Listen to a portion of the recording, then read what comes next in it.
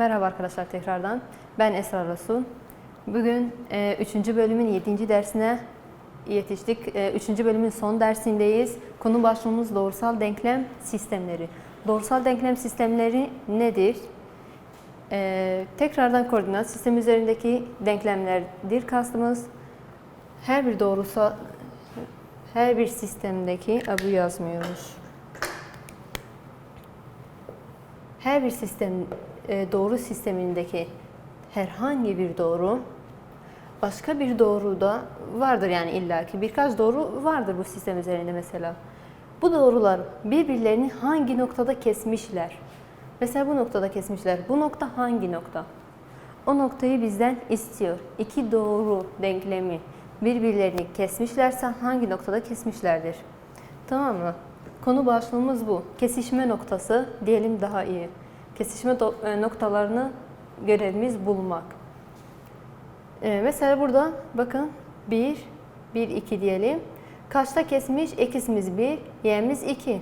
Bu iki doğru birbirlerini 1, 2 noktasında kesmişler.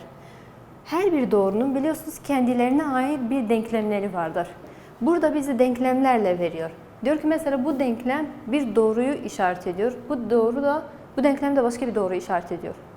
Acaba 4, 1 noktasında bu iki doğru birbirlerini kesmişler mi? Soru işareti ekleniyor. Burada biz onu çözeceğiz.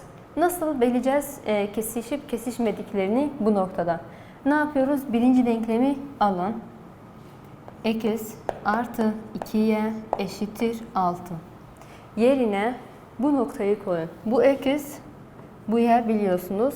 X'in yerine 4 koyun. Artı 2'yi yazın. Parantez açın çünkü aralarında çarpı var. Y'nin yerine de 1 koyun. 1 de yazıyorum. Eşittir 6.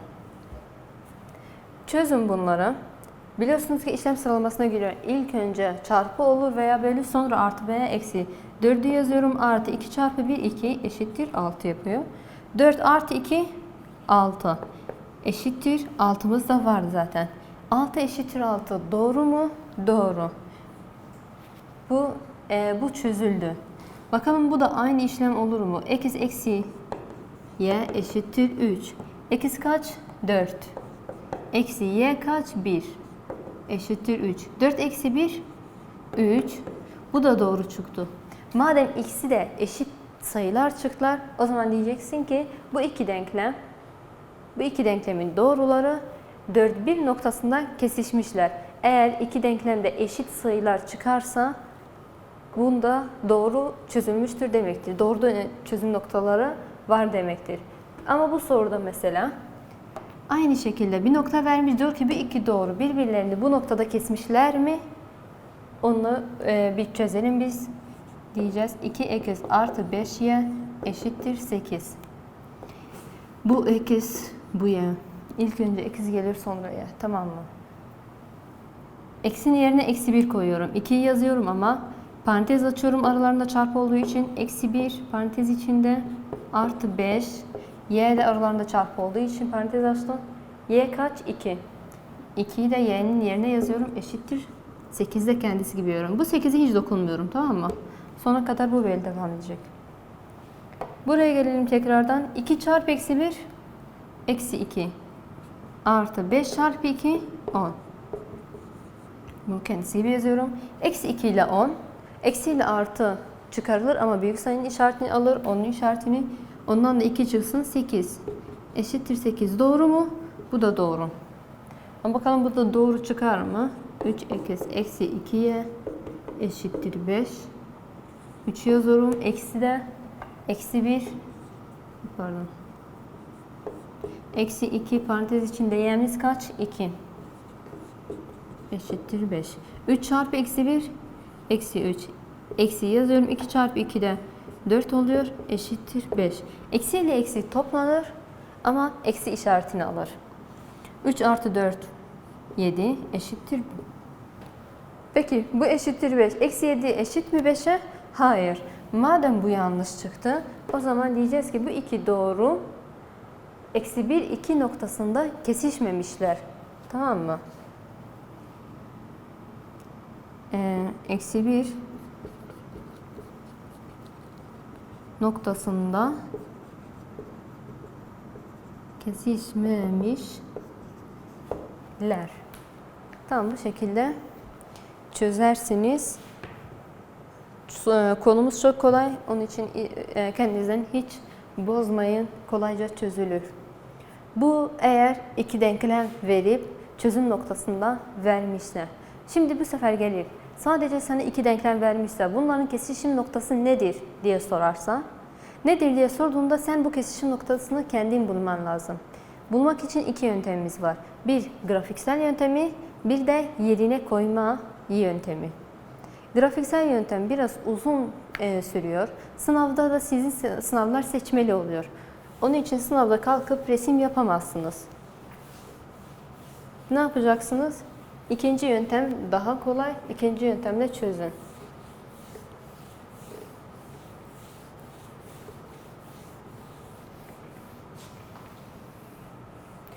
Bunları silelim.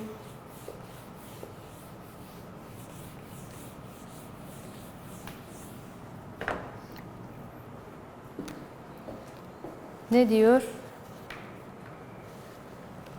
Dikey doğruların çözümü. A diyor ki y eşittir 2x. Aşağıda ise y eşittir x artı 5. Pardon.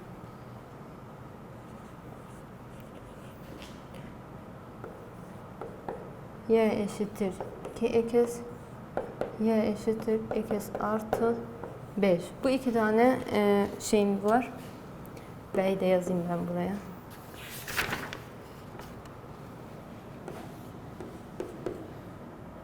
İki x artı y diyor eşittir 5'e. Y eşittir x eksi 4'e. Grafiksel yöntemle çözmüyorum dediğim gibi. Çünkü o biraz uzun ve zaman isteyen bir uygulama. Şimdi yerine koyma yöntemi nedir? Burada bizim iki tane denklemimiz var. Bu denklemleri ben birbirlerine karıştıracağım. Karıştırmak ne demek? Kastımız nedir? Burada herhangi yani üstteki ya alttaki denklemi almanız fark etmez. Bu denklemi alıyorum, tamam mı? Y eşittir 2x. Burada y'nin yerine ikinci denklem ne diyor? Y eşittir x artı 5'e. Yani buradaki y'nin yerine şunu koyabilirim değil mi? Hani diyor ya y eşittir buna. O zaman bunu buradaki y'nin yerine koyacağız. X artı 5 eşittir 2x de kendisi gibi yazıyorum. Bunu da bunun yerine koyabilirdiniz. Hiç fark etmez. Ben bunu aldım ilk önce. Yani siz hangisini alırsanız alın fark etmiyor. Tamam mı? Yeter ki doğru yapın. Y eşittir, madem diyor y eşittir x artı 5, bunu buradaki y'nin yerine koyabilirsiniz. Y'ler sonuçta aynı. Şimdi bakıyorum x'ler benzerler. Benzer x'leri yan yana getirmem lazım. Hangisini ne tarafa götüreceğim? Küçük olanı tabii ki de büyük olanın yanına götüreceğim. Kim küçük? Bu. Burada 2 ne de olsa bu 1. Artı işareti var. Bu tarafa giderse eksi olur. İçi x, eksi x. 5'i kendi yerinde yazdım. Eşittir yazdım. 2 eksi de yazdım. Sadece bu gönderdiğimi en son yazdım. 5 eşittir. 2 x'ten 1 x çıksın. 1 x kalıyor. X'in değeri 5. Ben eksi y noktasına ihtiyacım var. Ama burada eksi ben buldum 5. Şimdi y'yi bulmam lazım. Y'yi nasıl bulacağım? İki denklemim var. Herhangi bir denklemi alıp x'in yerine burada çıkardığımız sayıyı koyacağız. Y'nin sonucu bize çıkar. Y eşittir 2x. Y eşittir tekrardan 2'yi yazıyorum. X'in yerine 5 koyuyorum. 5 çıkardık ya. Y eşittir 2 çarpı 5 de 10 yapıyor. O zaman y'nin yerine 10'u yazdım. Demek ki bu iki noktanın kesişme noktaları 5-10 noktasıymış. Anlaşıldı mı? Anlaşıldığını umuyorum. Şimdi tekrardan. B diyor ki 2x artı y eşittir 5. İkinci denklemde diyor y eşittir x eksi 4. Burada biraz karışık ki x'lerle y yan yana hangisine eşittir bilmiyoruz. Ama burada y eşittir eksi 4. Y yalnız. Yani y tek başına eşittir eksi 4'e. Ne yapacağım? Bu denklemi alacağım ben. 2x artı y eşittir 5. Bu y yerine eksi 4'ü yazacağım. Tamam mı? Çünkü bu bununla aynı olduğu için şuradaki y'nin yerine eksi 4 yazacağım. Tamam mı? Bu biraz karışık. Yani bunu alıp bunu eksi y'de yani yerine koymak isterseydim burada eksi ya da y'yi tek bırakmam lazımdı. Ama burada hazır bir tane denklemimiz var. Yalnız olan. Onu direkt onun yerine koyacağım. 2x artı y'nin yerine eksi 4 koyacağım. Tamam mı? Eşittir 5. Şimdi burada benzer terimler var. 2x ile x. Parantezi neden koydum? Çünkü eğer bu eksi olsaydı bunun ikisine de çarpmam gerekirdi. Ama artı çarpı artı yine artı oluyor. Artı çarpı eksi de yine eksi oluyor. Onun için parantezi de kaldırdım. Şimdi x'ler benzer olduğu için, üstleri de benzer olduğu için yanlarındaki sayılar toplanır. 2 artı 1, 3. Eksi 4'ün benzeri yok yazıyorum. Eşittir 5. Amacım eksiyi yalnız bırakmak. Eksinin değerini bulmak. Eksinin yanında eksi 4 var, bir de çarpı 3 var. Eksi 4'ü diğer tarafa gönderirsem 3x eşittir 5. Eksi 4 bu tarafa geldi. Artı 4 oldu. 3x eşittir 5 artı 4, 9. X eşittir tekrar yanında çarpı 3 var. Çarpı 3 diğer tarafa gittiğinde 9 bölü 3 olur. Yine tekrardan x eşittir 9 bölü 3 oluyor. Yani noktalardan birinci noktamız x'i kaç bulduk? 3 bulduk. Şimdi y'yi bulma zamanı. Bu daha kolay olduğu için yine bunu alıyorum. Ne diyor? Y eşittir x eksi 4. Y eşittir. X kaç bulmuştuk? 3. Eksi 4'ü de kendisi gibi yazıyorum. Şuradakini, buradakini alıyoruz, tamam mı? 3 eksi 4. Bu artı biliyorsunuzdur. Artı ile eksi çıkarılır. Büyük sayının işaretini alır. Yani eksi 3'ten de 4 çıkınca 1 yapıyor. Tamam mı? Eksi 1. Yani bu iki doğrunun, bu iki denklemin doğruları 3, eksi 1 noktasında birbirlerini kesmişler. Son olarak C'ye geçiyorum. C mi? O A, bu B, bu sefer C.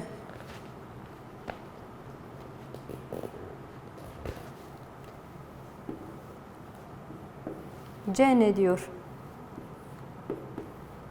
X artı 4y eşittir 6. X artı y eşittir 3. Burada da aynı şekilde yerine koyma. Ama burada ne x yalnız ne y yalnız. Hangisini yerine koyacağım? Koymak için biliyorsunuz bunlar gibi tek olması lazımdı. Hani y eşittir 4 mesela. Şu 4'ü onun yerine koyacaksın. 2y eşittir 4 olsaydı y yalnız değildi. Sadece y eşit değil 4'e. Hani 2y eşittir 4'e o zaman olurdu. Bu örnek verdim. Burada da aynı şekilde. Mesela x eşit değil 3'e. X artı y eşittir 3'e. Ben burada eksi y yerine 3 koyamam mesela. Değil mi? Çünkü burada 4 de var. Ne yapacağım? Çözüm nedir? Bunlardan birini yalnız bırakmak.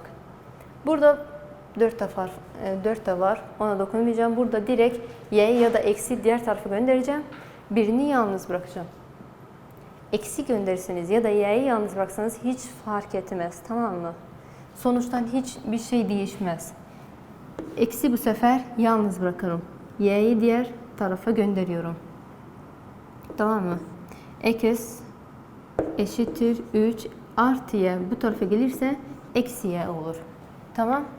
Şimdi eksi bu sefer yalnız bıraktım. Ne yapacağım? Birinci denklemi alıp x'in yerine 3 eksi y koyacağım. Tamam mı? Şimdiye kadar hep y yalnızdı. Bu sefer tersini işledim. Diyorum ya, önemli olan sizin yaptığınız işlemler doğru olsun. Ne yaparsanız yapın, hiç fark etmez. İstediğiniz gibi onunla oynayabilirsiniz. İsterseniz buradaki x'i yalnız bırakın, isterseniz bunu. Bunu ya da bunu hiç fark etmez. Yeter ki doğru çıkardığınız şeyi doğru yere koymak. Şimdi ben buradaki eksi çıkardım. Bu denklemi bu sefer alıp x artı 4y eşittir 6. Eksi çıkardığıma göre eksin yerine 3 eksi y koyacağım. Şu eksin yerine 3 eksi y koyacağım. Artı 4y eşittir 6. Tamam mı? İlk önce bu denklemi alıp eksiyi yalnız bıraktım. Yalnız bıraktıktan sonra asıl denklemi, yani birinci denklemin yerine koydum. Eksinin yerine 3 eksi y koydum. Artı 4y eşittir 6 da kendi denklemimizde vardı. Şimdi benzerler kim? Y'ler. Eksi ile artı ne oluyor? Çıkarılır. Büyük sayının işaretini alır. Y artıyı. 4y'den y çıksın, 1y çıksın. Burada gizli 1 var. 3y kalıyor. Eşittir 6. Şurada artı 3 var. Artı 3'ü diğer tarafa gittiğinde eksi 3 oluyor. Eşittir 6 eksi 3. Y eşittir 6'dan 3 çıksın. Pardon, burada 3 var. 6'dan 3 çıksın. 3. Bu tarafa geliyorum. Y'nin yanında çarpı 3 var. Çarpı 3 diğer tarafa gittiği zaman bölü 3 oluyor. Ev sahibini yazıyorum. Bölü 3'ü de yazıyorum. Y eşittir 3 bölü 3. 1. Bizim eksi y noktamız vardı biliyorsunuz zaten, onu bulmaya çalışıyoruz biz. Eksi daha bilinmiyor ama y 1 çıktı. Şimdiye kadar ilk önce eksi buluyorduk, sonradan y'yi buluyorduk ama bu sefer ilk önce y'yi bulduk. Eksi bulalım. Eksi için bu iki denklemden isterseniz bunu da alabilirsiniz. Bu üç denklemle herhangi birini alırsanız alın, doğrudur, tamam mı? Bunu alalım. X artı y eşittir 3. Kimi buluyoruz? Eksi değil mi? Eksi yazıyorum. Artı 7 artı y, yani artı 1 eşittir 3. Bunu alsaydım direkt çözerdik. Hemen y'nin yerine 1 koyardım. 3 eksi 1 2 çıkardı. Eksi hemen bulmuş olurdum. Ama bu şekilde de çözmek istedim ki göz önünüzde bulunsun. Yani bunu da bilmiş olun. Eksi yalnız bırakmak için artı 1'i diğer tarafa göndereceğim. Eksi 1 olur. Eksi eşittir 3'ten 1 çıksın 2. Kaç bulduk 2 ekside? 2 bulduk. Yani bu iki doğru 2 bir noktasında birbirlerini kesmişler. Anlaşıldı mı? Anlaşıldı diye umuyorum. Çok kolay. İnanılmaz şeyler oynayabileceğiniz bir konu bu. İstediğiniz gibi getirip götürebilirsiniz ama yeter ki doğru yapın. Doğru düzgün, yani doğru anladıktan sonra istediğiniz şekilde onunla oynayabilirsiniz. Şimdi ben 3. bölümün 7. dersini bitirdim. Bunların hepsini yazın. Siliyorum. Biraz geriye gideceğim. Geriden dediğim nedir? Bir sayfa öncesine.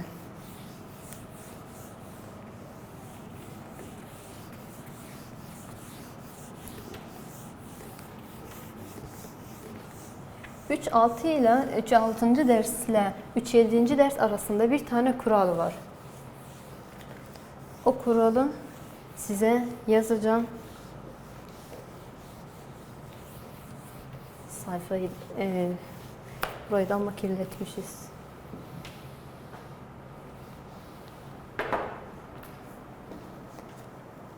Nedir?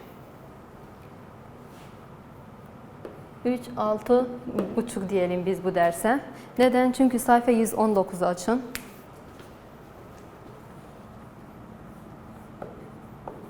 Sayfa 119'da bir tane kural var. Kural ne diyor? Not şeklinde yazalım. İki doğrunun arasındaki iki noktanın ya da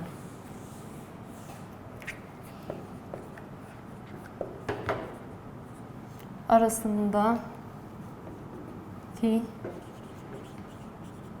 mesafeyi ölçmek için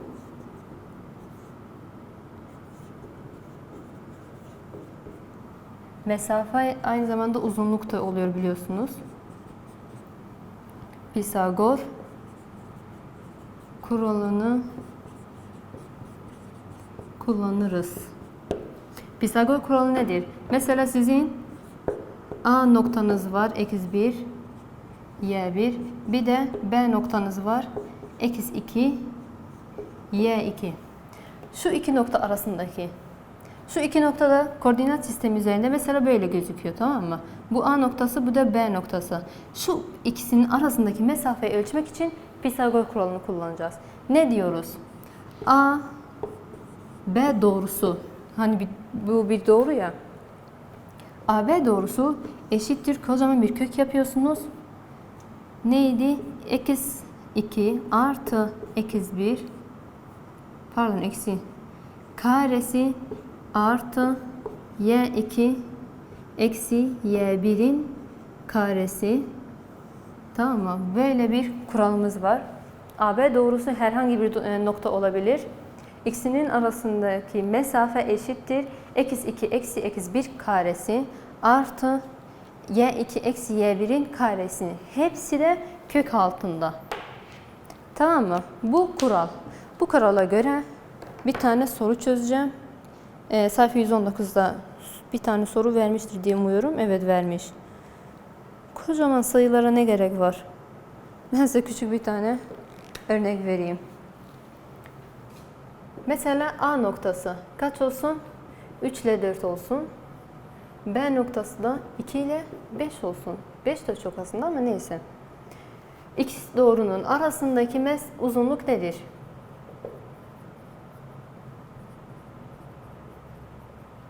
Eşittir kaça? Madem uzunluk dedi, hemen bu kural aklıma gelmesi lazım. Nokta da vermiş, kural da diyor, uzunluk da diyor. Bu noktayı, bu kuralı yazıyorum. AB eşittir, doğrusu eşittir. -2 eksi -1'in karesine artı y2 eksi y1'in karesine. Tekrardan AB. Ne yapıyorum? Kökü yazıyorum, yerleştiriyorum. -1 y1 olur bu. -2 y2. Bu birinci nokta, bu ikinci nokta. -2 2 eksi -1 de 3 oluyor. Kare artı y2 5 eksi y1 de 4 karesi. AB eşittir tekrardan. 2 eksi 3 kaç oluyor? 1. 1'in karesi tekrardan artı 5 eksi 4 de kaç oluyor? Bu da 1 oluyor. Çok güzel bir soru getirmişim. Hiç düşünmeye gerek yok. Hemen çözülüyor. 1 çarpı 1 1 oluyor. Artı 1 çarpı 1 de 1 oluyor. Sonradan topluyorum. 1 artı 1 2 oluyor. 2 kök altından çıkmaz. Çıksaydı ben onu çıkarırdım. Ama çıkmadığı için böyle bırakıyorum. Diyorum ki A ve B noktasının arasındaki uzunluk kök altında 2'ye eşittir. Burada eksi olsaydı parantezi alıp eksi yapardınız. Bunları kendiniz biliyorsunuz diye umuyorum. Zaten ikinci kursta bunu daha fazla detaylı bir şekilde okursunuz. Benim burada bir örnek çözmem yeterli. İki nokta arasındaki mesafeyi, uzunluğu bulmak için bu kuralı kullanıyorsunuz. Üçüncü bölümünde sonuna geldik. Aslında kursun da sonuna geldik. Burada kitapla kapatalım. Bitmiş olduk. Görüşürüz. Hoşça kalın.